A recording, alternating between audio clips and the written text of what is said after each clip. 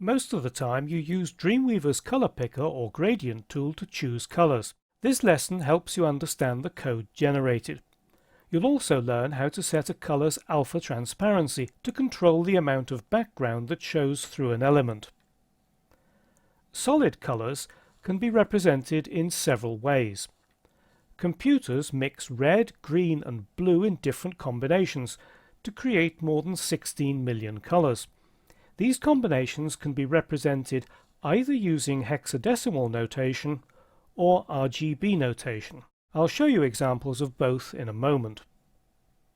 Solid colors can also be represented by more than 100 predefined keywords. You can find a full list of the keywords at this URL. And if you come from a graphic design background, you might prefer to specify colors using hue, saturation and lightness. For historical reasons, hexadecimal notation is the most widely used in web design. Normally, a hexadecimal color is expressed using 6 digits preceded by a hash or pound sign like this. Hexadecimal values consist of the numbers 0 to 9 and the letters A to F. The letters can be uppercase or lowercase. The first 2 digits after the hash represent the red component of the color. The next 2 represent the green component, and the last 2 represent the blue component.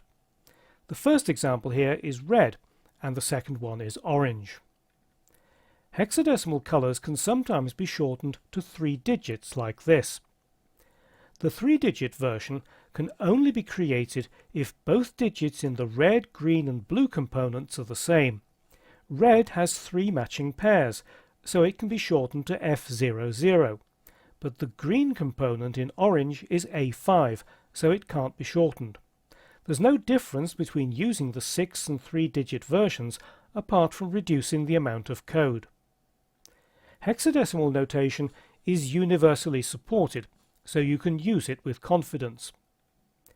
RGB notation specifies the red, green and blue components of the color as a comma-separated set of values, either as numbers in the range of 0 to 255 or as percentages. Both these examples represent red. Like hexadecimal, RGB notation is supported by all browsers. Most graphic designers should be familiar with specifying colors using hue, saturation and lightness because it's based on the color wheel. This example also shows red, but in HSL format. The first value is a number between 0 and 360, representing the position of the hue on a color wheel.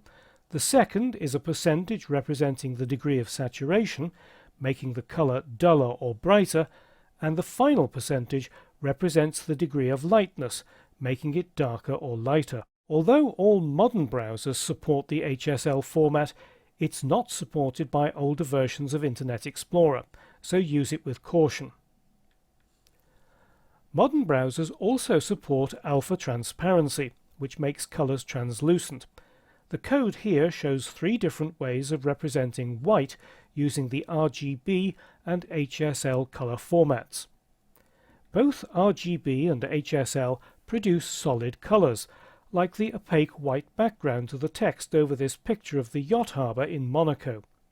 To make the background translucent, you add an A to RGB or HSL plus a 4th value specifying the amount of transparency. The final value is a decimal fraction between 0 and 1, where 0 is fully transparent and 1 is fully opaque. So these represent white with 80% opacity, allowing the photo to be partly visible through the white background. Although Dreamweaver supports RGBA and HSLA, you currently need to dive into the code to set the degree of transparency manually when using the color picker.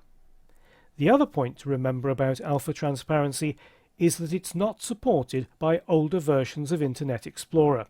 Having so many color formats might seem like overkill, but they've been introduced in response to requests from designers, and Dreamweaver supports all of them.